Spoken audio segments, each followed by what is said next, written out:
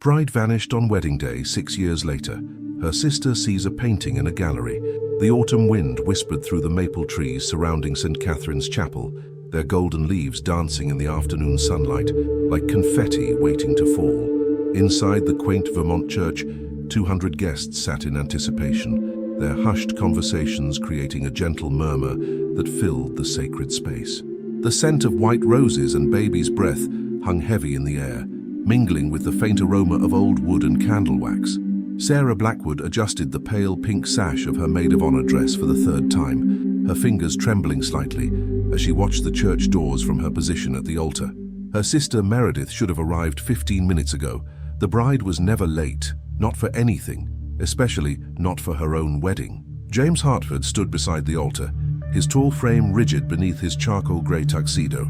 His usually confident demeanor had begun to crack, revealing glimpses of concern that he tried desperately to hide behind forced smiles directed at the increasingly restless congregation. Beads of perspiration formed along his hairline, despite the cool October air filtering through the chapel's stained glass windows.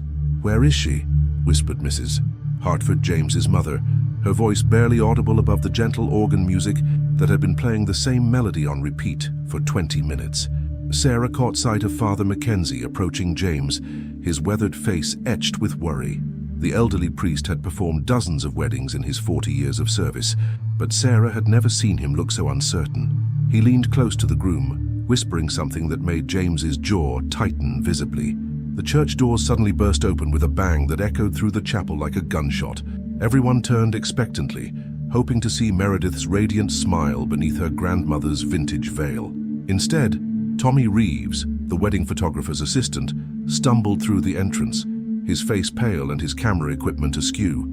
"The bride," he gasped, struggling to catch his breath as all eyes fixed upon him. She's gone." A collective gasp rippled through the congregation.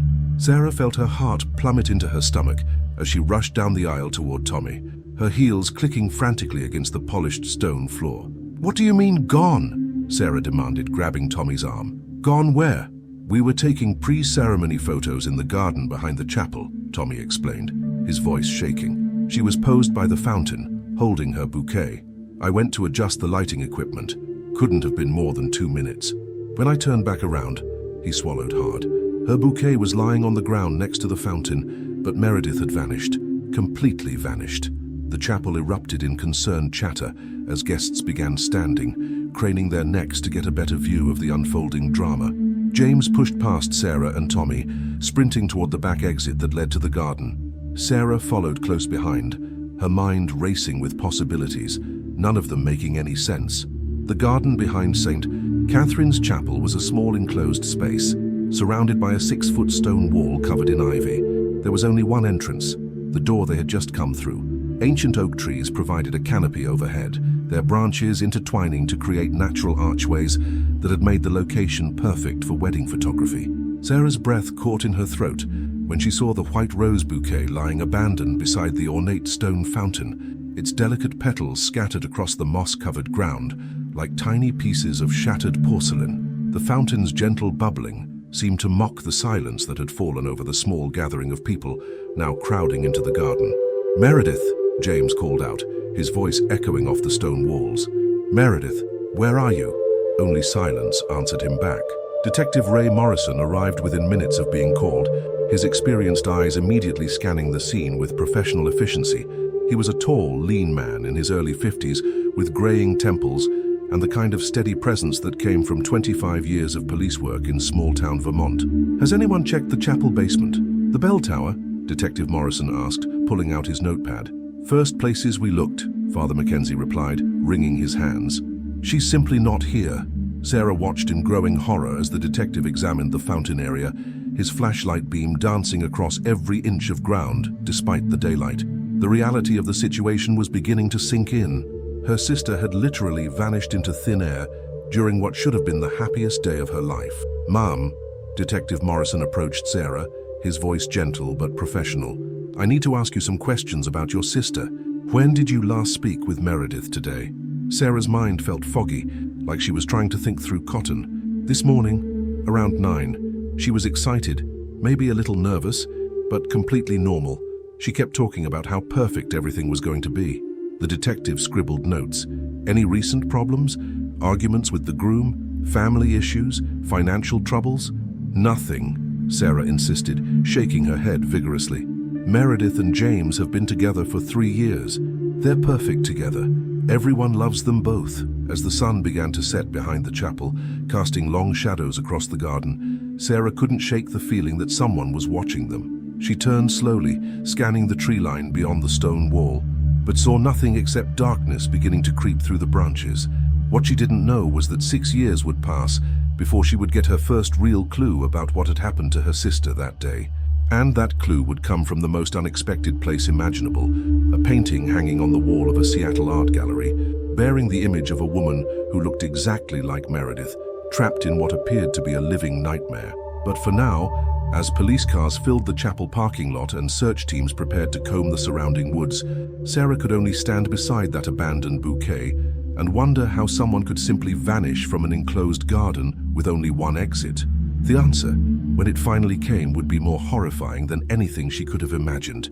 The rain drummed against the windows of Cafe Luna with the persistent rhythm that had become Seattle's autumn soundtrack. Sarah Blackwood sat hunched over her laptop, steam rising from her untouched coffee, as she stared at the screen displaying another dead-end lead in her sister's case. The private investigator she'd hired 3 years ago had stopped returning her calls, and the trail that had once seemed promising had gone completely cold. At 28, Sarah had aged beyond her years. The carefree smile that had once lit up rooms had been replaced by a determined set to her jaw and dark circles under her eyes that no amount of concealer could hide. She'd moved to Seattle after graduating law school, partly for the job opportunities, but mostly to escape the suffocating sympathy of everyone back in Vermont who knew about Meredith. Her phone buzzed with a text from her mother. "Anniversary of the wedding is next week. Come home. Dad's not doing well." Sarah closed her laptop with more force than necessary.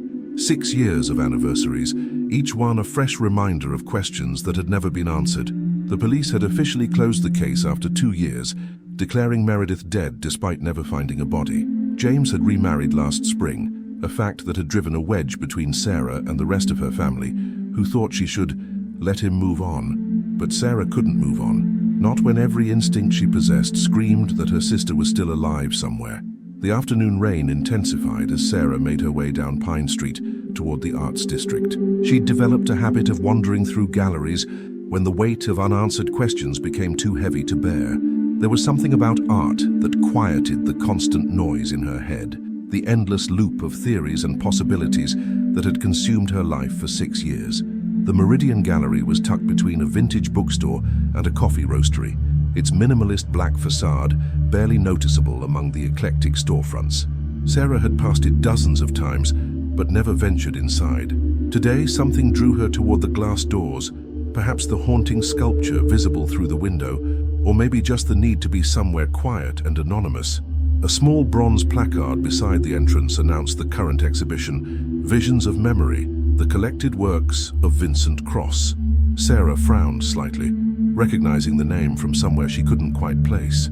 The gallery was nearly empty, except for an elderly woman examining a series of charcoal sketches and a young couple whispering intensely near a massive oil painting. Sarah moved slowly through the space, her trained eye taking in Cross's distinctive style. His work was dark, almost oppressive, with an underlying current of psychological tension that made her skin crawl.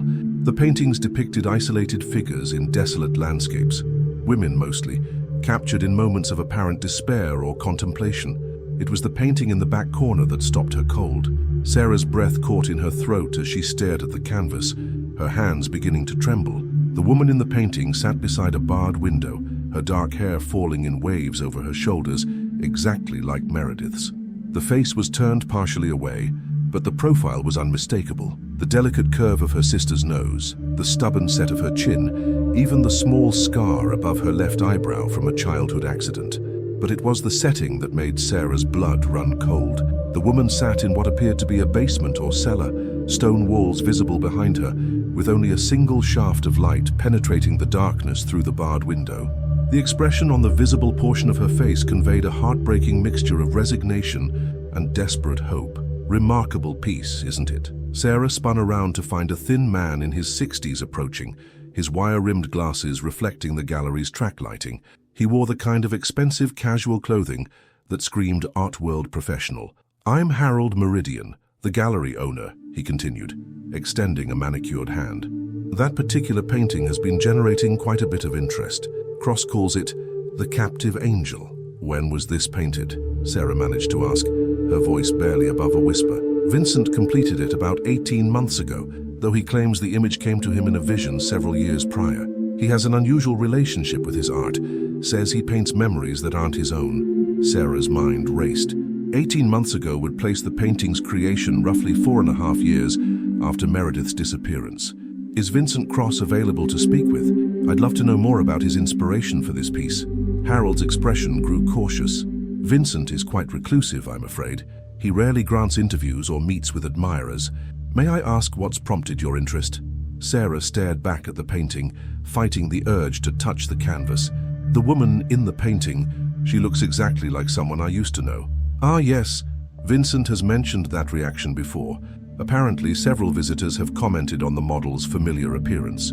He finds it fascinating, says it validates his theory about collective memory and shared human experiences." "Model?" Sarah's heart hammered against her ribs. "He used a live model." "Well, that's Vincent's claim, though. I've never met her myself. He's very secretive about his process. Works out of a studio in the mountains, rarely comes into the city except to deliver finished pieces." Sarah fumbled in her purse for her business card, her hands shaking so badly she nearly dropped it. "Mr. Meridian, this is extremely important. I need to contact Vincent Cross immediately. It's regarding a missing person case." Harold examined the card carefully. "Sarah Blackwood, attorney at law. Missing person case, you say?" His tone had shifted from friendly gallery owner to cautious businessman. "I'm afraid I can't simply hand out Vincent's contact information. Client confidentiality, you understand. Then, could you contact him for me, please? It's about my sister. She disappeared 6 years ago in this painting." Sarah gestured toward the canvas, her voice breaking slightly. "This could be the first real lead we've had." The gallery owner studied Sarah's face for a long moment, perhaps recognizing the desperate hope mixed with determination in her eyes. "I'll see what I can do. Vincent doesn't respond to most inquiries, but I'll mention the missing person angle.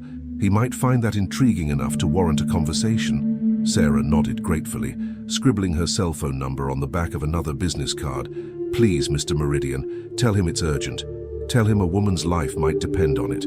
As Sarah left the gallery, she cast one last look over her shoulder at the painting. The woman's partially hidden face seemed to be looking directly at her, and for just a moment, Sarah could have sworn she saw a flicker of recognition in those painted eyes. She didn't notice the man in the dark coat who had been watching her from across the street, or the way he immediately pulled out his phone and dialed a number as soon as she disappeared around the corner. "She's seen the painting," he said quietly into the phone. "Yes, sir. Sarah Blackwood, just like you predicted she would." The voice on the other end of the line was calm, almost pleased. "Perfect. Let her come. It's time Sarah learned the truth about what happened to her precious sister. Vincent's been waiting for this moment for years. 3 days passed before Harold Meridian called. Sarah had barely slept, spending her nights researching Vincent Cross online and finding frustratingly little information. The artist appeared to be a ghost in the digital world. No social media presence, no interviews, just scattered mentions in art reviews describing his work as haunting and psychologically complex. "Miss Blackwood," Harold's voice was tense when she answered the phone. "Vincent has agreed to meet with you, but there are conditions." Sarah's heart leaped. "What kind of conditions?" "He'll only meet at his studio, which is quite remote, about 2 hours northeast of Seattle in the Cascade Mountains.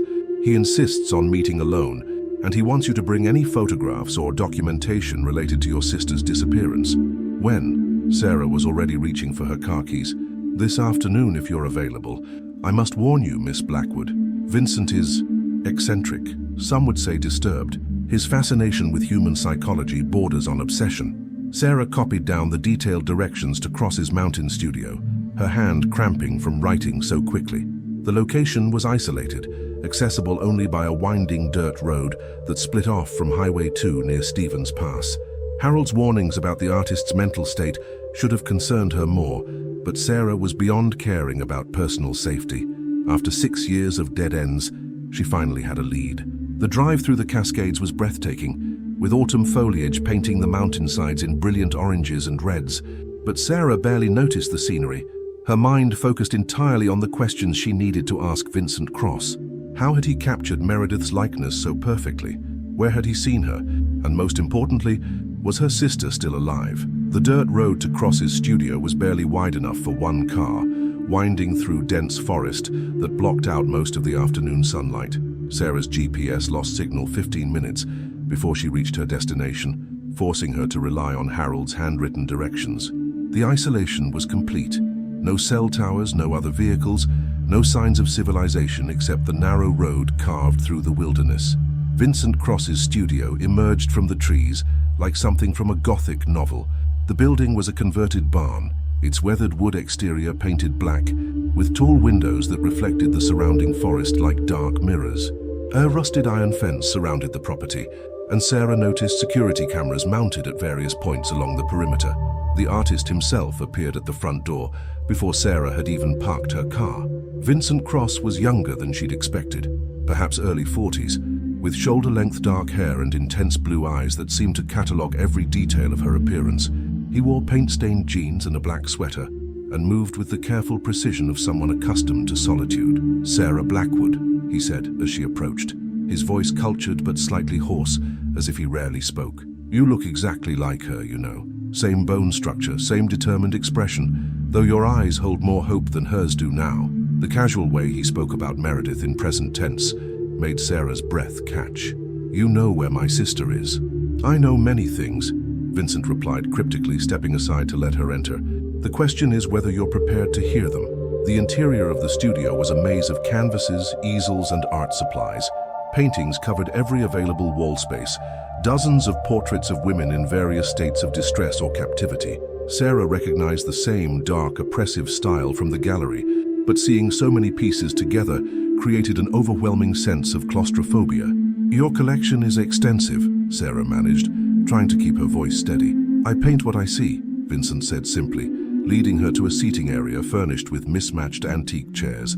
"And I see a great deal. Would you like tea? Coffee? Something stronger, perhaps?"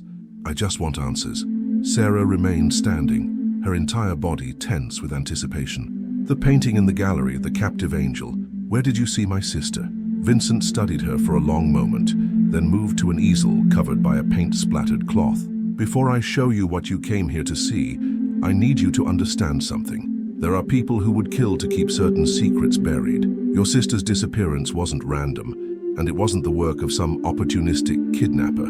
He pulled away the cloth, revealing a painting that made Sarah stagger backward.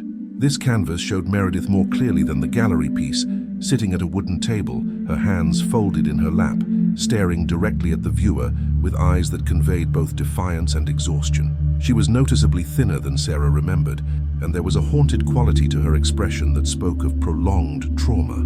"When did you paint this?" Sarah whispered. "Last month," Vincent replied. She posed for it willingly, though I wouldn't say she was entirely cooperative. Sarah's knees nearly buckled. "She's alive. Meredith is alive. Very much so, though whether she remains that way depends largely on what happens next." "Where is she?" Sarah demanded, moving closer to the painting. "Who's holding her? Why haven't you called the police?" Vincent laughed bitterly. "The police? My dear Sarah, the police wouldn't believe me if I told them. And even if they did, calling them would ensure your sister's death within hours. Then tell me, I'll do whatever it takes to get her back. Will you?" Vincent's eyes glittered with something that might have been amusement or madness. "Even if it means discovering that someone you trusted orchestrated her disappearance, even if it means learning that your sister has been mere miles from you for the past 6 years. Sarah felt the world tilting around her. "What are you talking about?" Vincent moved to a filing cabinet and withdrew a thick folder. "Marcus Vale sends his regards, by the way. He's quite pleased that you finally found your way here." The name hit Sarah like a physical blow. Marcus Vale, Meredith's ex-boyfriend from college. The one who had become increasingly possessive and controlling before Meredith finally broke up with him 2 years before her wedding. The one who had shown up drunk at Meredith's engagement party, declaring that she would never belong to anyone else. "Marcus is behind this?" Sarah's voice was barely audible. "Marcus is a man who doesn't accept rejection well," Vincent said, opening the folder to reveal photographs. dozens of them showing Meredith in various locations around what appeared to be an underground facility. He's also a man with considerable resources and an unhealthy understanding of human psychology. Sarah sank into one of the antique chairs, her legs no longer capable of supporting her. "You work for him. I work for whoever pays me to document their projects," Vincent replied without shame. "Marcus has been my primary patron for 7 years now. He commissioned me to paint Meredith long before her wedding day."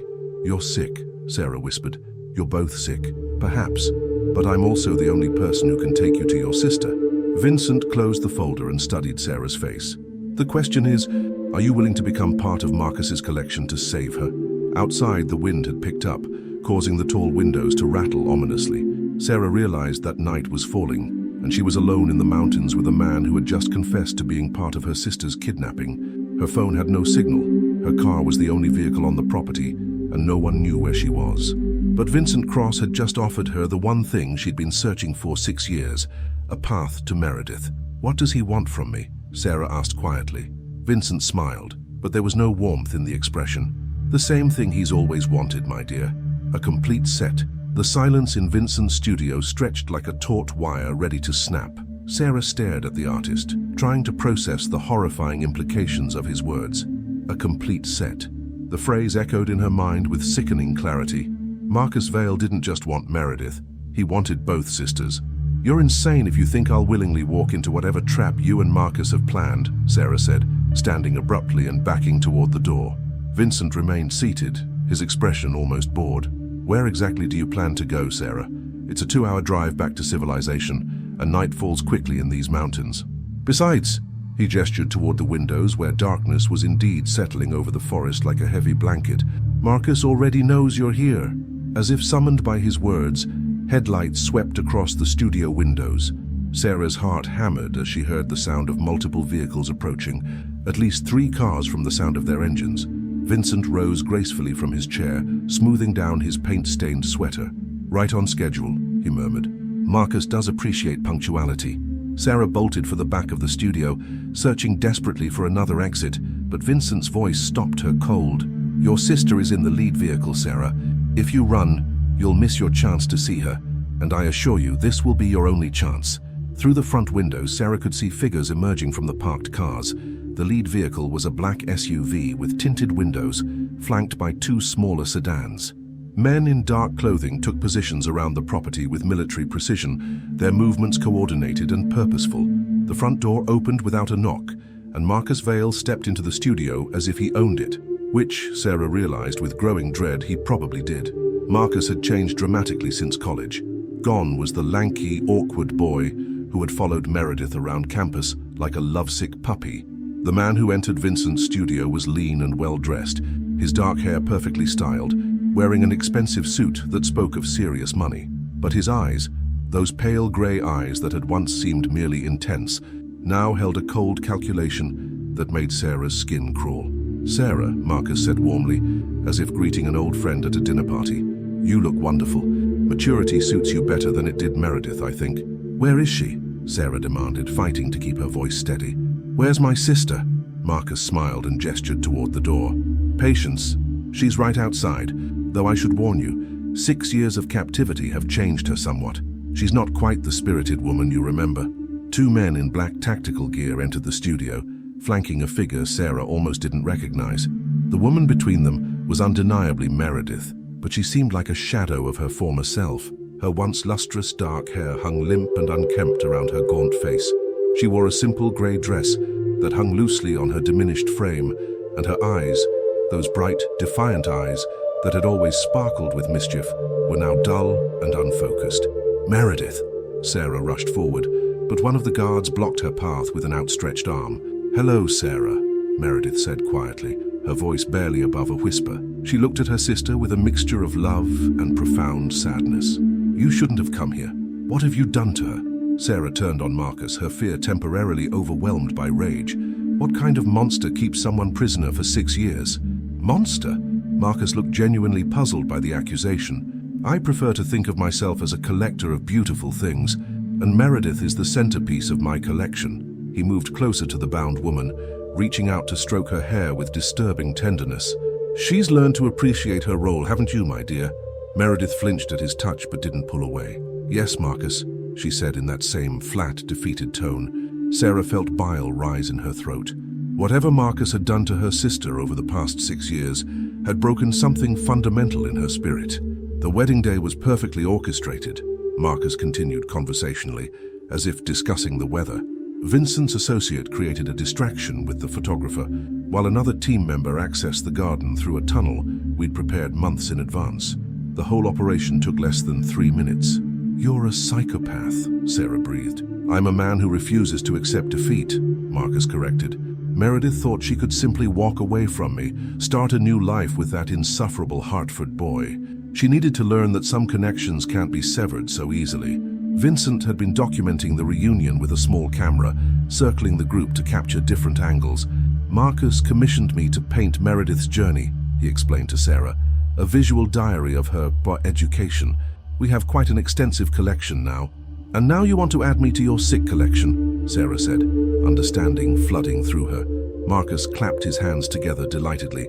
Exactly. You see, Meredith has been somewhat unresponsive in recent years. Compliant, but lacking that spark that made her so captivating. I believe having her beloved sister nearby might rekindle some of her old fire.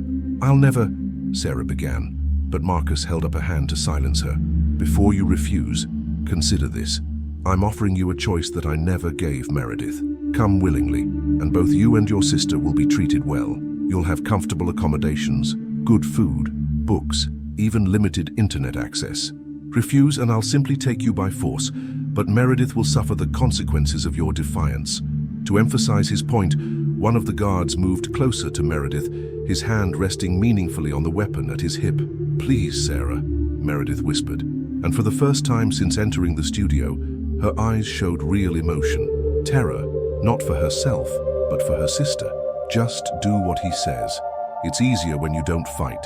Sarah looked around the studio, taking in the armed guards, the isolated location, the complete hopelessness of their situation.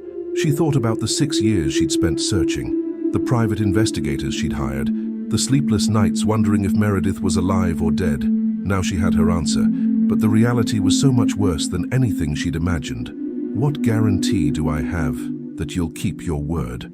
Sarah asked quietly. Marcus seemed pleased by her practical approach to the situation. None whatsoever. But consider the alternative. I take you both anyway, and you've gained nothing by your resistance except my displeasure. Sarah met her sister's eyes across the room. In that gaze, she saw a flicker of the old Meredith, the protective older sister who had always shielded Sarah from playground bullies and teenage heartbreak. Even now, even after years of captivity and psychological torture, Meredith was trying to protect her. But Sarah had spent 6 years preparing for this moment, even if she hadn't known it. She'd studied law, learned to think strategically, developed contacts in law enforcement and private security. Most importantly, she'd never stopped believing that Meredith was alive and that someday, somehow, she would find her. All right, Sarah said finally. I'll come with you. But I want to see where you're keeping us first. I want to know what I'm agreeing to. Marcus smiled broadly, the expression transforming his face into something almost handsome, if you could ignore the madness lurking behind his eyes. Of course, my dear. I think you'll find our facilities quite impressive. Vincent, shall we show Sarah her new home? As they prepared to leave the studio, Sarah caught sight of her reflection in one of the dark windows. She looked calm, resigned even. But what Marcus and Vincent couldn't see was the small recording device she'd activated on her phone before entering the studio, a device that had been uploading everything to a secure cloud server despite the lack of cell signal, thanks to Vincent's own Wi-Fi network that he'd foolishly left unsecured. Sarah had learned a few things about preparation during her 6-year search. Now it was time to see if those lessons would be enough to save both herself and her sister. The convoy of vehicles wound through increasingly treacherous mountain roads for nearly an hour before finally stopping at what appeared to be an abandoned mining facility. Sarah sat in the back of the SUV between 2 guards, with Meredith across from her next to Marcus, who had spent the entire journey describing his collection with the enthusiasm of a museum curator. The Whitmore mine was operational until 1987, Marcus explained, as they approached a cluster of dilapidated buildings. Purchased it through a shell company 3 years before Meredith's wedding. The infrastructure was perfect for my needs. Existing tunnels, reinforced chambers, complete isolation. In the darkness, Sarah could make out the skeletal remains of mining equipment silhouetted against the star-filled sky. The facility sprawled across several acres, with the main buildings constructed around the entrance to what had once been a profitable silver mine. Security lights illuminated sections of the property, revealing high fences topped with razor wire and strategically placed surveillance cameras. "Impressive security for an abandoned mine," Sarah observed, trying to memorize as many details as possible. "One can never be too careful," Marcus replied. "Vincent's artwork requires privacy to be properly appreciated." They passed through 2 separate security checkpoints before reaching the main building, a converted administrative structure that now served as the entrance to Marcus's underground facility. Sarah noted at least 8 guards visible on the property, all armed and professionally equipped. This wasn't the operation of a lone madman, it was a sophisticated criminal enterprise. Inside the building, Sarah was struck by the contrast between the decaying exterior and the modern interior.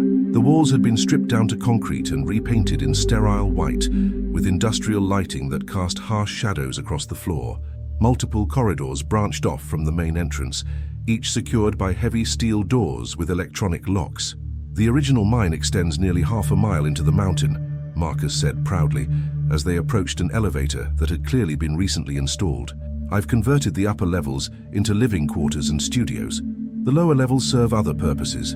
The elevator descended for what felt like several minutes, stopping with a soft chime at sub-level 3. The doors opened to reveal a carpeted hallway that could have belonged to an upscale hotel, if hotels typically featured armed guards at regular intervals and no windows whatsoever. "Meredith's room is this way," Marcus said, leading them down the corridor. "She's had the same accommodation for the past 4 years." "I believe consistency is important for psychological stability." Sarah's heart broke a little more with each step. Her sister walked beside her with the mechanical gait of someone who had made this journey countless times, her eyes fixed straight ahead, with no curiosity about her surroundings. Whatever fight had once burned in Meredith Blackwood had been systematically extinguished. Marcus stopped at a door marked simply M1 and pressed his palm against a biometric scanner. The heavy door clicked open, revealing a space that was part luxury suite, part prison cell. The room was spacious and well-furnished, with a comfortable bed, sitting area, kitchenette, and even a small library. But the absence of windows and the single locked door made its true nature unmistakably clear. "Your room will be adjacent," Marcus told Sarah, gesturing to the door marked S1 across the hall. "I had it prepared as soon as Vincent confirmed you'd seen the painting in the gallery." "Oh, you've been planning this for months," Sarah realized. "Years, actually. I knew eventually you'd find your way to me. Your devotion to your sister is admirable, if misguided."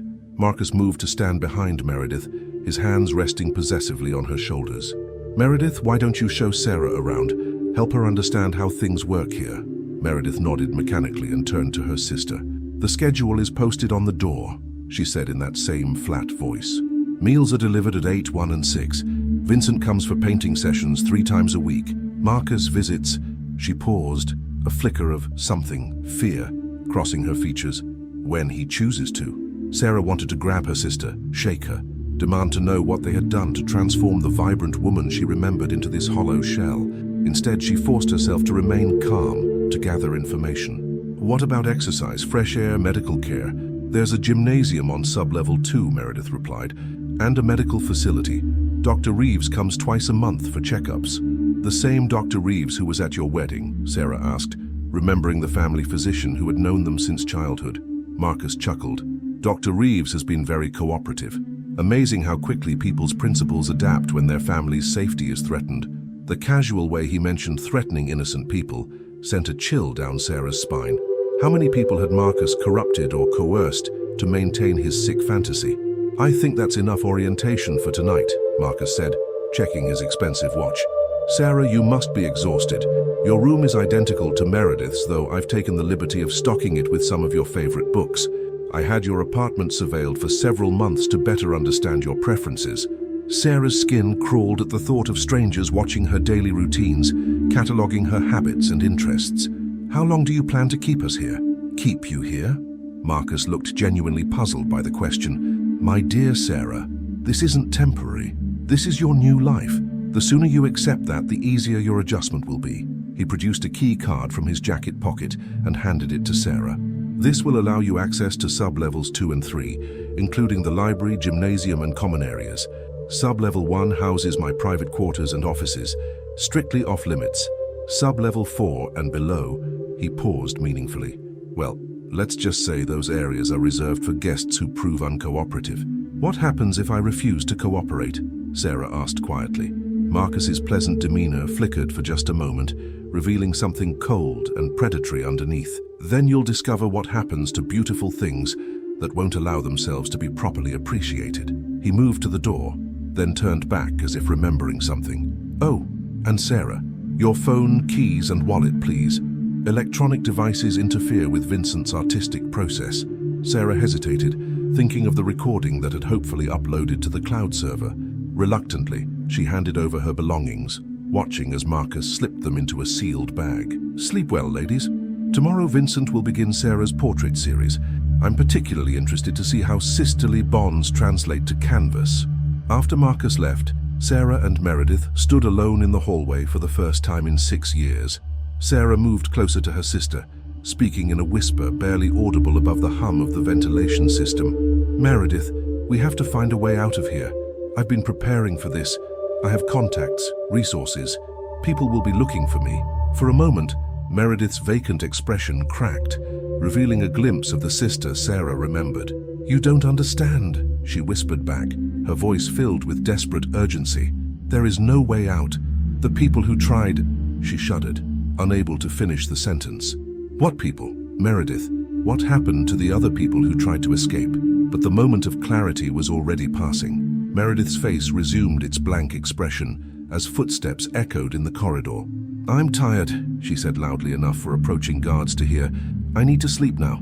As her sister disappeared into her room, Sarah stood alone in the hallway of her underground prison, surrounded by armed guards and locked behind doors that would not open from the inside. But unlike Meredith, Sarah had not spent 6 years having her spirit systematically broken, and unlike Marcus's previous victims, Sarah had spent those same 6 years preparing for exactly this scenario. The recording device in her phone might be gone, but the upload had completed before she'd entered the building. Her emergency contacts would receive an automated alert when she failed to check in within 24 hours. And most importantly, Marcus had made one critical error in his planning. He had assumed that Sarah would come alone. Sarah's first night in the underground facility was spent in restless vigilance rather than sleep. Every sound in the corridors, footsteps, distant conversations, the mechanical hum of ventilation systems, was catalogued and analyzed. The room itself was indeed comfortable, almost luxurious, but the absence of any means of communication with the outside world made it feel like an elegant tomb. At exactly 8 a.m., a slot in the door opened and a breakfast tray was pushed through. Fresh fruit, eggs Benedict, and coffee that smelled expensive. A note attached read, Vincent will collect you at Tengwall for your first sitting. Dress appropriately. E. Sarah barely touched the food, her stomach churning with anxiety and disgust. She had discovered a small closet filled with clothing in her exact size, all in styles that Marcus had apparently observed her wearing during his months of surveillance. The violation of privacy was almost as disturbing as the imprisonment itself. At precisely 10:00, Vincent Cross appeared at her door, flanked by 2 guards. The artist looked different in the fluorescent lighting of the underground facility, paler, more skeletal, like a creature that rarely saw sunlight. Ready for your portrait session? He asked with that same unsettling smile. They traveled up to sub-level 2, where Vincent had established an elaborate art studio. The space was filled with canvases, easels, and professional lighting equipment, but what caught Sarah's attention were the dozens of completed paintings lining the walls. All depicted women in various states of captivity or distress, and with growing horror, Sarah realized these weren't abstract artistic expressions, they were documentary evidence. My God, she whispered, moving closer to examine the paintings. How many women has Marcus kidnapped? Kidnapped is such an ugly word, Vincent replied, setting up his easel. Marcus prefers to think of himself as a patron of the arts. These women are my models, my muses. They've contributed to something beautiful. Sarah studied the faces in the paintings more carefully. Some she didn't recognize, but others were shockingly familiar. Women who had disappeared over the years, cases that had made local news before fading from public attention. There was Jennifer Walsh, the college student who vanished from her campus 3 years ago. Maria Santos, the young teacher who disappeared while jogging in Seattle's Discovery Park. At least 12 different women, all captured in Vincent's distinctively haunting style. "Where are they now?" Sarah demanded. "Are they all here?" Vincent's expression grew troubled. "Not all subjects prove suitable for long-term projects. Some lack the resilience necessary for extended artistic collaboration." "You mean they died?" "I prefer to think they achieved a kind of immortality through art," Vincent said, gesturing to the paintings. "Their beauty is preserved forever in these canvases." Sarah felt nauseous. "You're documenting murder." "I'm creating art," Vincent corrected firmly. "Now shall we begin? Marcus has requested a series depicting your emotional journey, from defiance to acceptance. I find the transformation process fascinating from an artistic perspective." As Vincent arranged his brushes and paints, Sarah continued studying the paintings, memorizing faces and details. If she survived this, these images would be crucial evidence. But one painting in particular made her blood run cold. It showed a woman who looked remarkably like herself and Meredith, but older, with graying hair and lines around her eyes. "Who is this?" Sarah asked, pointing to the canvas. Vincent glanced over and smiled. "Ah, that's Eleanor Blackwood. Your aunt, I believe.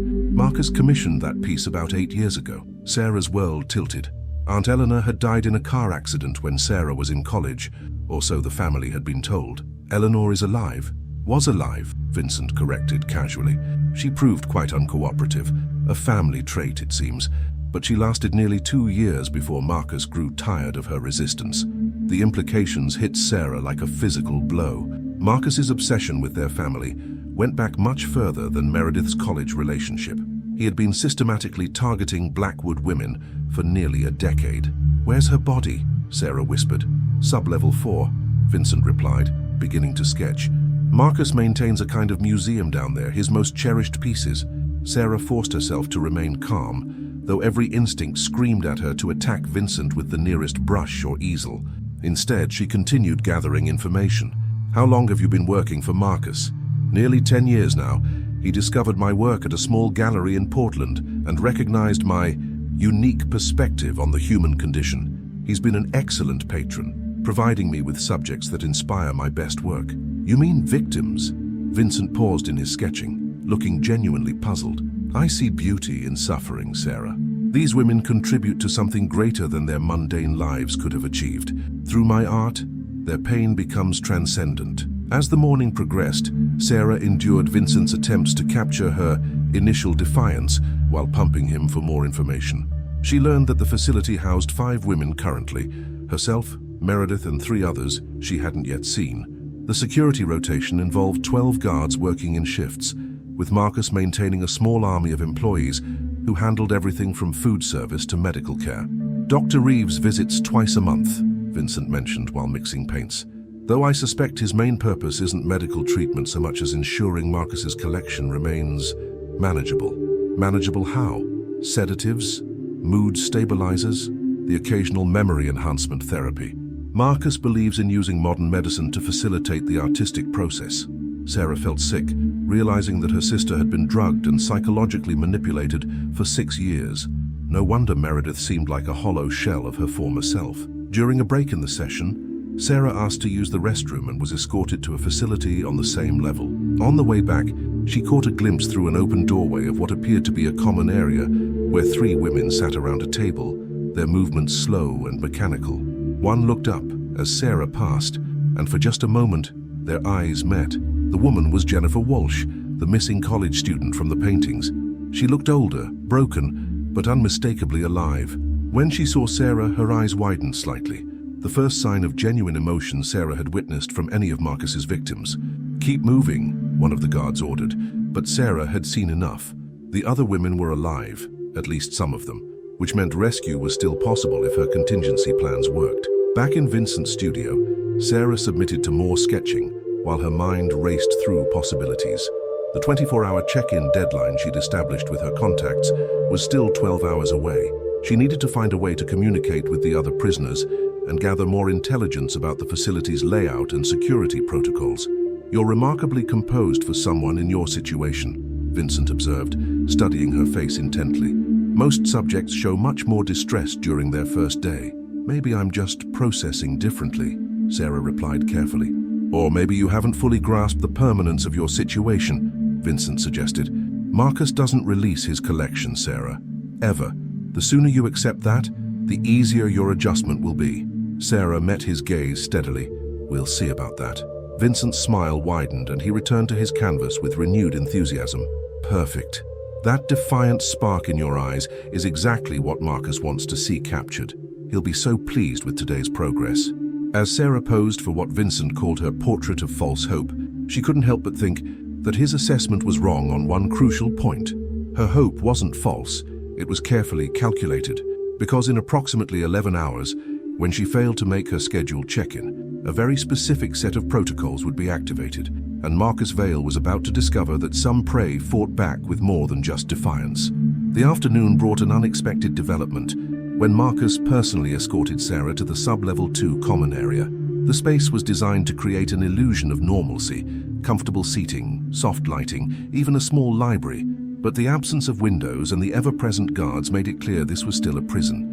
3 women sat at a circular table, their movements sluggish and their eyes unfocused from whatever cocktail of medications Dr. Reeves had prescribed. Sarah recognized Jennifer Walsh immediately, though the vibrant college student from the missing person posters had been replaced by a hollow-eyed woman who looked decades older than her 24 years. Ladies, I'd like you to meet Sarah, Marcus announced with the enthusiasm of a host introducing party guests. She'll be joining our little family. The women looked up with varying degrees of interest. Jennifer's eyes showed a flicker of recognition from their brief encounter in the hallway, while the other two, a blonde woman in her 30s and a younger brunette, barely seemed to register Sarah's presence. This is Jennifer, whom you may remember from the news a few years ago. Marcus continued his grotesque introductions. And this is Rebecca Chen, formerly a promising architect in Portland, and little Amy here was studying to be a veterinarian before she joined us. Sarah felt sick listening to Marcus describe these women like museum exhibits. How long have they been here? She asked quietly. Jennifer has been with us for 3 years now, Marcus replied proudly. Rebecca joined us 18 months ago, and Amy is our newest addition. Aside from you, of course, she's only been here 6 months. Amy looked up at the mention of her name, and Sarah was struck by how young she looked. Probably no more than 22. Her brown eyes held a confusion that suggested she was more heavily medicated than the others. Amy was having some adjustment difficulties, Marcus explained, noticing Sarah's attention. Dr. Reeves prescribed something to help her relax. She's much more cooperative now. Sarah sat down across from Jennifer, trying to make eye contact without alerting the guards to her intentions. It's nice to meet you all, she said carefully. I hope we can be friends. Jennifer nodded almost imperceptibly, a gesture so subtle that Sarah almost missed it, but it was there, a sign that somewhere beneath the pharmaceutical haze, the real Jennifer Walsh was still fighting. Marcus checked his watch and smiled. I'll leave you ladies to get acquainted. Sarah, dinner is at 6, followed by evening recreation time. Vincent will want to continue your portrait sessions tomorrow. After Marcus left, Sarah found herself alone with the 3 women and 2 guards, who positioned themselves near the room's entrance. She spent the next hour in careful conversation, trying to assess each woman's mental state and gather information about the facility's routines. Jennifer proved to be the most lucid of the 3. During a moment when the guards were distracted by a radio check, she leaned closer to Sarah and whispered, "There was another girl here when I arrived. Lisa. She tried to escape. What happened to her?" Sarah whispered back. Jennifer's eyes filled with tears. Sub-level 4. Marcus made us watch Vincent paint her portrait afterward, said it was a lesson about the consequences of defiance. The horror of the situation continued to deepen. Sarah realized that Marcus wasn't just collecting women, he was systematically breaking them down through a combination of isolation, medication, and psychological terror. The threat of what happened to those who resisted kept the survivors compliant. 8 hours until check-in deadline. Evening brought a visit from Dr. Reeves, the family physician who had known Sarah since childhood. The elderly man looked haggard as he entered the common area with his medical bag, avoiding eye contact with any of the women. "Time for evening medications, ladies," he announced in a voice that held no trace of the warm bedside manner Sarah remembered from her youth. Sarah watched in dismay as Jennifer, Rebecca, and Amy dutifully lined up to receive small paper cups containing various pills. When Dr. Reeves approached her with a similar cup, Sarah's heart pounded. "I'm not taking anything," she said firmly. Dr. Reeves's hand trembled slightly as he held out the medication. "Sarah, please don't make this difficult. Marcus has ways of ensuring compliance." "What did he threaten you with, Doctor?" "Reeves, your family, your practice?" The old doctor's eyes filled with shame. "My granddaughter, Emma. She's only 8 years old. Marcus showed me photographs of her at school, at the playground." His voice broke. "I'm sorry, Sarah. I'm so very sorry." The guards moved closer, hands resting on their weapons. Sarah realized that refusing the medication would likely result in it being administered by force, and she needed to remain as alert as possible for what was coming. "What's in it?" she asked quietly. "A mild sedative, nothing more. It will help you sleep," Dr. Reeves replied, though his inability to meet her eyes suggested there was more to it than that. Sarah took the cup and pretended to swallow the pills while palming them instead. Years of magic tricks learned to entertain Meredith, as children finally proved useful in an adult crisis. 5 hours until check-in deadline. Late that night, Sarah lay in her bed listening to the facility's sounds. The medication she hadn't taken should have left her drowsy and compliant like the others, but instead she remained fully alert. She could hear guards making their rounds every 30 minutes, their footsteps echoing in the corridor outside her room. At 2:00 a.m. she heard something else, a soft tapping on the wall that separated her room from Meredith's. 3 short taps, followed by 2 long ones, then 3 short again. SOS in Morse code. Sarah's heart leaped. Somewhere beneath the pharmaceutical fog and psychological conditioning, her sister was still fighting. She tapped back carefully. SARAHHERE. The response came immediately. PLAN? Sarah smiled in the darkness. Even after 6 years of captivity, Meredith was asking if her little sister had a plan. Some things never changed. TWOHOURS, Sarah tapped back, referring to her check-in deadline. READY, came Meredith's response. 2 hours until check-in deadline. As dawn approached, Sarah made her final preparations. She had spent the night mentally cataloging everything she'd learned about the facility, guard rotations, security protocols, the locations of cameras and exits. Most importantly, she had confirmed that at least some of Marcus's victims retained enough awareness to potentially assist in an escape attempt. Her phone might be gone, but Sarah had taken other precautions.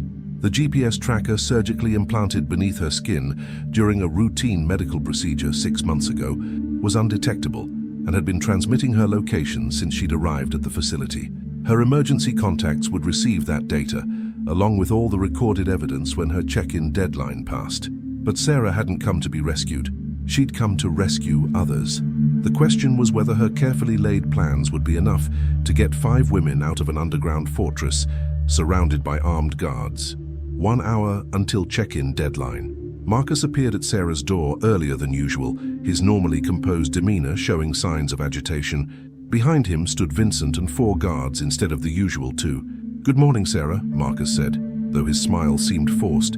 "I thought we might have breakfast together this morning, just the 2 of us." Sarah's blood ran cold. Had he somehow discovered her contingency plans, or was this simply part of his psychological manipulation? "Of course," she replied calmly. "I'd like that." As they walked toward the elevator, Sarah caught sight of Meredith being escorted in the opposite direction by additional guards. Their eyes met briefly, and Sarah saw something she hadn't expected: determination mixed with hope. Whatever was about to happen, the Blackwood sisters would face it together, just as they had every challenge throughout their lives. 30 minutes until check-in deadline. The elevator descended past sub-level 3, past what Sarah knew was sub-level 4 with its grisly museum, to a level she hadn't known existed. When the doors opened, Marcus gestured for her to step into what appeared to be a luxurious apartment. "Welcome to my private quarters," Marcus said, his voice carrying an edge of anticipation that made Sarah's skin crawl. "I thought it was time we had a more intimate conversation about your future here." As the elevator doors closed behind them, Sarah realized that Marcus had no intention of letting her live long enough to see her rescue arrive. Whatever he had planned, it was about to begin. And somewhere 5 levels above them, Sarah's phone would fail to check in with her emergency contacts in exactly 28 minutes. Marcus's private quarters were a disturbing blend of luxury and obsession. The walls were lined with Vincent's paintings, dozens of portraits showing women in various states of captivity and despair, but it was the central wall that made Sarah's blood freeze. It was dedicated entirely to the Blackwood family, photographs spanning decades, detailed genealogical charts, and even childhood drawings that Sarah recognized as her own artwork from elementary school. "Impressive, isn't it?" Marcus said, pouring himself a glass of expensive whiskey despite the early hour.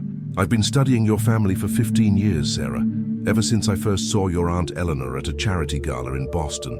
Sarah stared at a photograph of Eleanor that she'd never seen before, her aunt as a young woman, laughing at some long-forgotten joke. "You've been stalking us for 15 years. Stalking is such an ugly word," Marcus replied, echoing Vincent's earlier sentiment. "I prefer to think of it as curating. Your family has such exquisite bone structure, such elegant features. It was only natural that I'd want to preserve that beauty." He moved to stand behind Sarah, his reflection joining hers in the glass covering one of the photographs. "Eleanor was magnificent in her prime, but she was too old when I acquired her. The years had already begun to diminish her perfection. Meredith was ideal when I took her, 26 at the peak of her beauty and spirit. And now you want me to complete your sick collection," Sarah said, fighting to keep her voice steady. "Not just complete it," Marcus corrected, his breath hot against her ear. "Perfect it. You see, Meredith has been disappointing in recent years. The fire that made her so captivating has been extinguished, but having you here will rekindle that spark. Sisters are so protective of each other." 15 minutes until check-in deadline. Marcus moved to a control panel built into the wall and pressed several buttons. Multiple screens flickered to life, showing surveillance feeds from throughout the facility. Sarah could see Meredith being escorted to what appeared to be a medical examination room, while Jennifer, Rebecca, and Amy sat in the common area under heavy guard. "I wanted you to witness this," Marcus said, his voice taking on an excited quality that made Sarah's skin crawl. "Dr. Reeves has developed a fascinating new therapy. It uses a combination of electrical stimulation and pharmaceutical intervention to reset a subject's psychological state." On the screen, Sarah watched in horror as Dr. Reeves prepared some sort of electroshock device while two guards strapped Meredith to a medical table. Her sister's eyes were wide with terror, the first genuine emotion Sarah had seen from her since arriving at the facility. "Stop this," Sarah demanded, moving toward the control panel. "I'll do whatever you want, but leave her alone." Marcus caught her wrist, his grip surprisingly strong. "But this is what I want, Sarah. I want you to watch your sister's remaining spirit be extinguished forever. And then I want you to experience the same process. By tomorrow morning, you'll both be perfectly compliant additions to my collection. 10 minutes until check-in deadline." Sarah's mind raced through her options. The check-in deadline was approaching, but even if her emergency protocols activated, it would take time for help to arrive at this remote location. Meredith didn't have that kind of time. "Why the elaborate setup?" Sarah asked, trying to buy time while studying the room for potential weapons.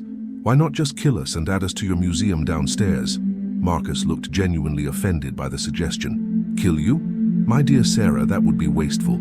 Dead subjects can't experience fear, can't suffer, can't provide the emotional complexity that makes Vincent's art truly transcendent. The beauty is in the gradual breaking down of the human spirit." On the surveillance screen, Dr. Reeves was now positioning electrodes on Meredith's temples. Sarah could see her sister mouthing words, probably trying to tell the doctor something, but the audio was turned off. "Besides," Marcus continued, "I have plans for you both that extend far beyond simple captivity. The Blackwood bloodline is too precious to end with you two. In a few years, when you've been properly conditioned, we'll explore the possibility of expanding my collection to include the next generation." The implication hit Sarah like a physical blow. Marcus wasn't just planning to keep them prisoner, he was planning to breed them like livestock. 5 minutes until check-in deadline. Rage and desperation gave Sarah strength she didn't know she possessed. As Marcus turned his attention back to the surveillance screens, clearly savoring the anticipation of watching Meredith's torture, Sarah spotted her opportunity. A heavy crystal paperweight sat on Marcus's desk, probably worth more than most people's cars, but right now, it was just a weapon within reach. "I have something to tell you," Sarah said quietly, moving closer to the desk. "Oh, a confession, perhaps? A plea for mercy?" "No," Sarah replied, her hand closing around the paperweight. "A message from the FBI. Marcus spun around just as Sarah brought the crystal down toward his skull with all her strength. But years of paranoia had given him quick reflexes. He caught her wrist inches from his head, twisting until she dropped the makeshift weapon. "Clever girl," he hissed, his genteel mask finally slipping to reveal the monster underneath. But not clever enough. He slammed her against the wall, his hand closing around her throat. "The FBI? You actually think someone is coming to rescue you? I've been monitoring police communications for years. No one is looking for you, Sarah.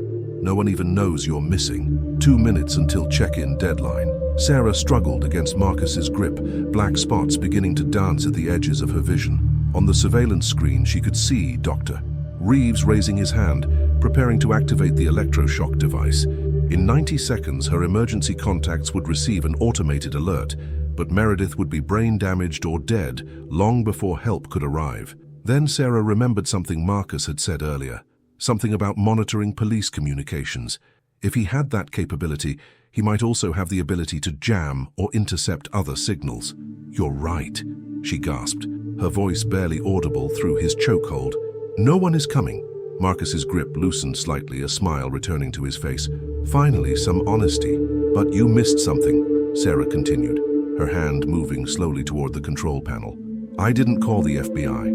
1 minute until check-in deadline." Sarah's finger found the emergency alarm button, a red switch that Vincent had mentioned during one of his rambling monologues about the facility's security systems. According to the artist, it would trigger a complete lockdown while summoning both private security and local emergency services. The alarm's piercing wail filled the room as emergency lights began flashing. Marcus released Sarah and spun toward the control panel, his face contorting with rage. "You little bitch," he snarled, lunging for the controls to shut off the alarm. But Sarah was already moving, grabbing a heavy bronze sculpture from a nearby shelf and bringing it down on the back of Marcus's head with every ounce of strength she possessed. He crumpled to the floor, blood seeping from a gash above his ear. Check-in deadline passed. On the surveillance screens, Sarah could see chaos erupting throughout the facility. Guards were running through corridors trying to determine the source of the alarm. In the medical room, Dr. Reeves had stepped away from Meredith, clearly confused by the sudden lockdown protocols. Sarah's hands flew over the control panel, trying to figure out how to unlock the doors throughout the facility. She had maybe minutes before the guards located Marcus and realized she was responsible for the alarm. Her phone might be gone, but Sarah had learned something important during her years of searching for Meredith. Sometimes the best backup plan isn't the one your enemies know about. It's the one they never see coming. Above ground, the first helicopters were already approaching the abandoned mine, guided by GPS coordinates from a tracking device that had been broadcasting Sarah's location for the past 18 hours. The rescue wasn't coming from the FBI. It was coming from someone much more dangerous to Marcus Vale, someone who had been hunting him for almost as long as he had been collecting the Blackwood women.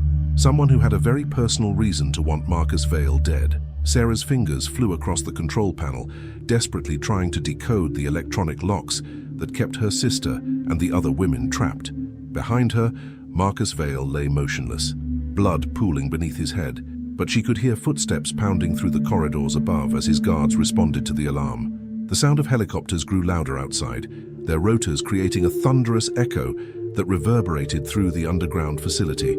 Through the security feeds, Sarah watched as armed figures rappelled from aircraft onto the mining facility's surface, moving with military precision toward the main building. Come on," Sarah muttered, finally finding what appeared to be a master unlock sequence.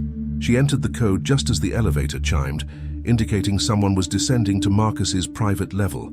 The doors opened to reveal 4 guards with weapons drawn, their faces showing confusion and panic at finding their employer unconscious and their primary prisoner free.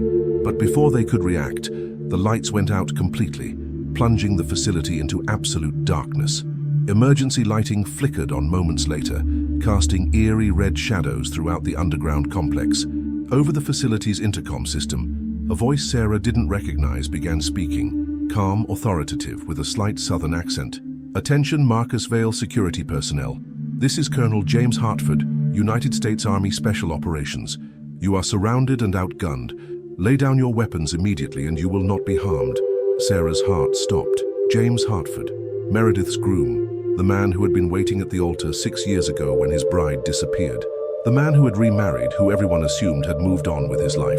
The guards in Marcus's quarters looked at each other uncertainly before the lead man spoke into his radio. "Control, we have the primary target down here. The Blackwood woman is armed," and his transmission was cut short as the elevator doors opened again, this time revealing a figure in full tactical gear. The man moved with lethal efficiency, his weapon trained on the guards before they could react. "Drop your weapons," the tactical operator commanded. When the guards hesitated, he continued in a voice that brooked no argument. "I said drop them, now." As the guards complied, the operator removed his helmet, revealing a face that had aged considerably in 6 years, but was unmistakably James Hartford. His dark hair was shorter now, military style, and there were lines around his eyes that spoke of sleepless nights and hard-won experience. "Hello, Sarah," James said quietly, his weapon still trained on the surrendering guards. "I'm sorry it took me so long to find you both." "James?" Sarah's voice was barely a whisper. "But how did you know where you were? Know about Marcus's operation?" James moved efficiently to secure the guards with zip-tie restraints.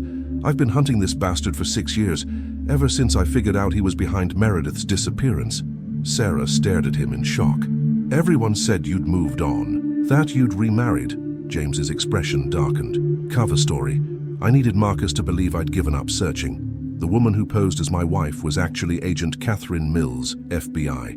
We've been building a case against Marcus Vale's network for 4 years. Over the intercom, sounds of gunfire and shouting echoed from the upper levels. James spoke into his radio headset. "Alpha Team, what's your status?" "Sub-level 2 secured, Colonel. Multiple hostiles in custody. We've located 4 additional female prisoners in the common area. Medical status: alive but heavily sedated. Medics are en route to their location." James turned back to Sarah, his expression softening slightly. "Where's Meredith?" Sarah pointed to the surveillance screen showing the medical room. Marcus was about to have Dr. Reeves perform some kind of electroshock therapy on her. She's strapped to a table on sub-level 3. James's jaw clenched as he studied the screen. "Doctor." Reeves was still in the room, looking terrified as he tried to figure out how to release Meredith's restraints. "Bravo Team, priority target on sub-level 3, medical facility. 1 hostage secured to examination table, 1 potential hostile. Elderly male, civilian clothes, appears to be medical personnel." "Copy that, Colonel. Moving to secure." Sarah watched the screen as James's team burst into the medical room. "Doctor." Reeves immediately raised his hands in surrender, stepping away from Meredith as the tactical operators surrounded him. Within moments, they had freed her from the restraints and were carrying her from the room. "She's been heavily medicated for years," Sarah told James. "Marcus had Dr. Reeves keeping all the women compliant with drugs." "Dr. Reeves is going to have a lot to answer for," James replied grimly. "But right now, let's focus on getting everyone out of here safely." Marcus groaned from the floor, beginning to regain consciousness. James looked down at the man who had destroyed so many lives and stolen 6 years from the woman he loved. For a moment, Sarah thought James might simply put a bullet in Marcus's head and end it.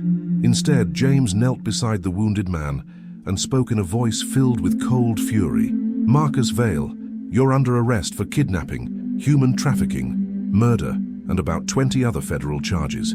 You have the right to remain silent, though I really hope you don't." Marcus's eyes focused slowly, first on James, then on Sarah. Despite his head injury, he managed a weak smile. "The war hero," he wheezed. "I wondered when you'd finally find me." "I never stopped looking," James replied. "Did you really think I'd just accept that the woman I loved had vanished into thin air?"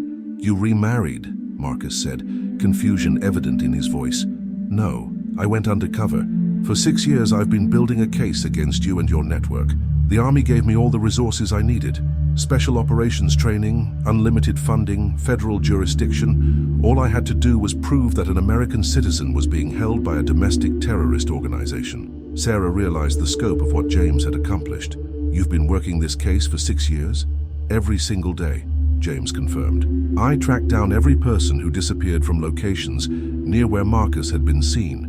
I investigated Vincent Cross's art sales and traced the money back to shell companies Marcus controlled. I even got myself assigned to a joint task force with the FBI specifically to pursue this case." Over the radio, Sarah heard one of the team leaders reporting in. "Colonel, we've secured the entire facility. Final count, 17 hostile combatants in custody, 5 female hostages recovered alive, extensive evidence of long-term imprisonment and torture. We're also finding human remains on sub-level 4. James closed his eyes briefly at that last report. How many, Sergeant? Preliminary count suggests at least 8 individuals, sir. The scene is extensive. Sarah felt sick imagining what they were discovering in Marcus's underground museum. 8 women who had died in this hellish place, their suffering documented in Vincent Cross's twisted artwork. What about Vincent? Sarah asked. In custody on sub-level 2, James replied. He surrendered immediately when my team breached his studio, started babbling about artistic immunity, and claiming he was just documenting what Marcus did to the women. Marcus was now fully conscious, though clearly in significant pain from his head injury. You think you've won, he said to James, but there are others like me. Networks you'll never find. The women I collected were just the beginning. James stood up, his expression deadly serious. Then I guess I'll have plenty of work to keep me busy after we put you away for life. As medical personnel arrived to treat Marcus's injuries before his transport to federal custody, Sarah finally allowed herself to believe that the nightmare was truly over. 6 years of searching, 6 years of refusing to give up hope, had led to this moment. Is Meredith going to be okay? She asked James as they prepared to leave Marcus's quarters. James was quiet for a long moment. I don't know, he admitted. 6 years of psychological torture and forced medication. It's going to take time to know how much damage was done. But she's alive, Sarah. Against all odds, your sister is alive. As they rode the elevator up toward the surface, Sarah caught sight of herself in the polished metal doors. She looked different than she had just days ago. Older, harder, marked by the experience of confronting true evil. But she also looked like someone who had accomplished something important. She had found her sister, and more importantly, she had helped ensure that Marcus Vale would never hurt anyone else ever again. The elevator doors opened to reveal sunlight streaming through the facility's main entrance, the first natural light Sarah had seen in what felt like a lifetime. Outside, she could see helicopters landing and federal agents coordinating the largest crime scene she'd ever witnessed. But all of that faded into background noise when she saw Meredith being loaded into an ambulance, conscious and looking around with eyes that, while confused and frightened, were undeniably alive and aware. For the first time in 6 years, both Blackwood sisters were free. 12 years after Meredith's disappearance, 6 years after her rescue. The small chapel in Vermont was decorated with the same white roses and baby's breath that had adorned St. Catherine's 12 years earlier, but this time there would be no interruptions. Sarah Blackwood Hartford stood at the altar, radiant in her grandmother's restored wedding dress, watching as her sister Meredith walked slowly down the aisle as her maid of honor. The journey to this moment had been long and often painful.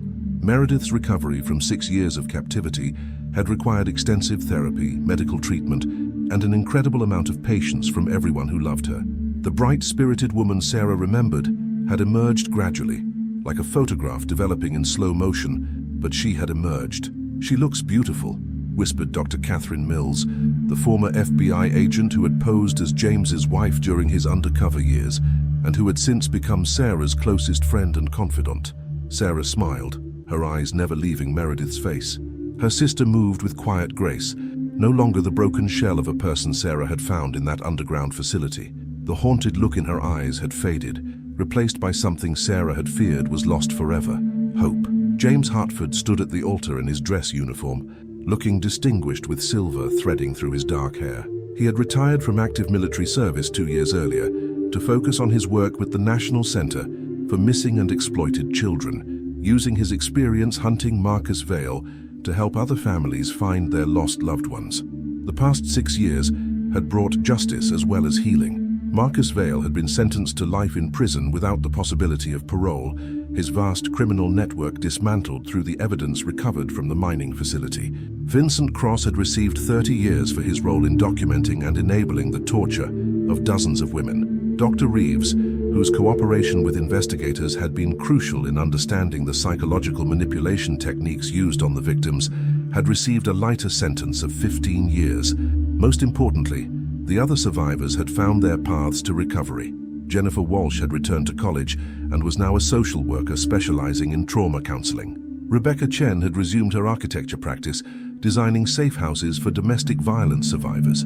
Amy Peterson had completed veterinary school and ran a therapeutic animal program for abuse survivors. "Dearly beloved," began Father Mackenzie, the same priest who had waited in vain 12 years earlier, "we are gathered here today to witness the union of Sarah Catherine Blackwood and James Michael Hartford in holy matrimony." Sarah's mind drifted briefly to that terrible day when Meredith had vanished, leaving only a scattered bouquet and questions that would consume the next 6 years of their lives. But that nightmare had led to this moment, not just the wedding, but the knowledge that their family was whole again. During the reception at the same country club where Meredith's engagement party had been held years earlier, Sarah found herself in conversation with Detective Ray Morrison, now retired, but still sharp as ever. "You know," he said, sipping champagne, "in 40 years of police work, I never had a missing person case with an ending like this. Most of the time when someone disappears the way Meredith did, the story ends very differently." "We were lucky," Sarah replied, though she knew luck had little to do with it.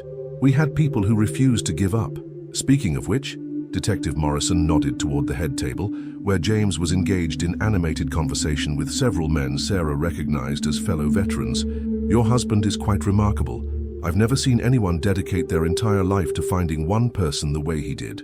Sarah watched James laugh at something one of his friends had said, and she felt that familiar surge of love and gratitude. He had sacrificed everything, his original career plans, his peace of mind, 6 years of normal life, to bring her sister home. And he had done it not for glory or recognition, but simply because he loved Meredith too much to accept her loss. Later that evening, as the reception wound down, Sarah found Meredith sitting alone on the terrace overlooking the rolling Vermont hills.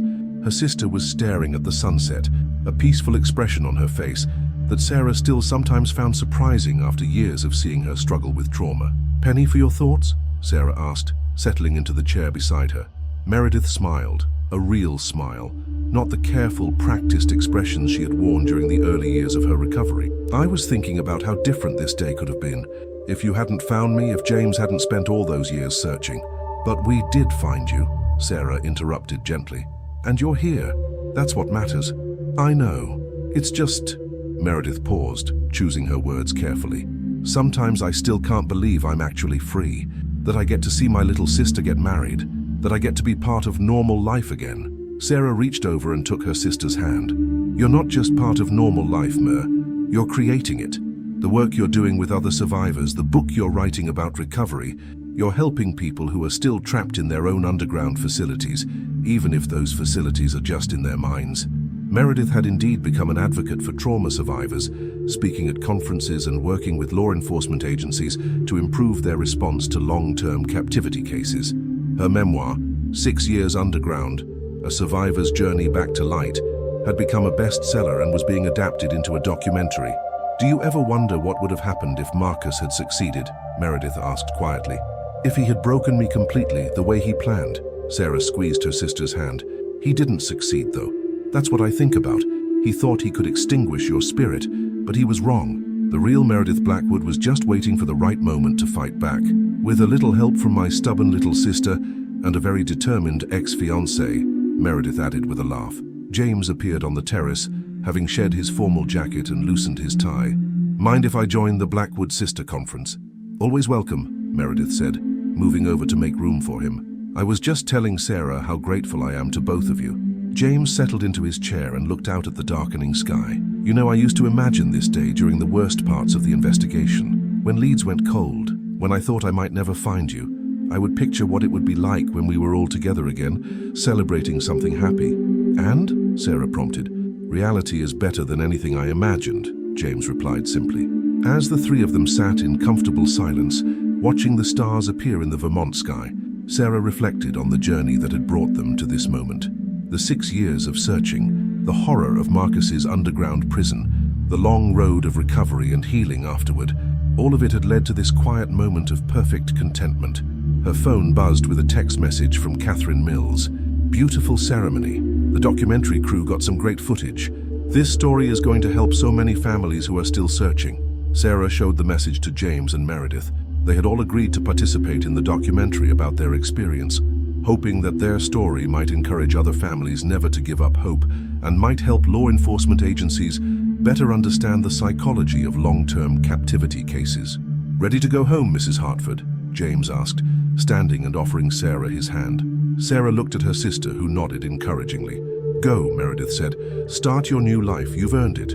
As Sarah and James walked back toward the reception hall to say their final goodbyes, Sarah caught sight of her reflection in the glass doors. She looked happy, genuinely completely happy for the first time in 12 years. The girl who had watched her sister disappear from a church garden had grown into a woman who never gave up, who fought monsters, and who helped save not just Meredith, but 4 other women who might otherwise have died in that underground hell. But more than that, she had learned that love, the fierce protective love between sisters, the unwavering devotion of a man who refused to accept loss, could triumph even over the darkest evil. Inside the reception hall, the last of the guests were preparing to leave. The flowers that had once been scattered in terror now filled vases as symbols of celebration and new beginnings. And somewhere in the night, other families were still searching for their missing loved ones, drawing strength from stories like this one, stories that prove that sometimes, against all odds, the lost can be found, the broken can be healed, and love really can conquer all.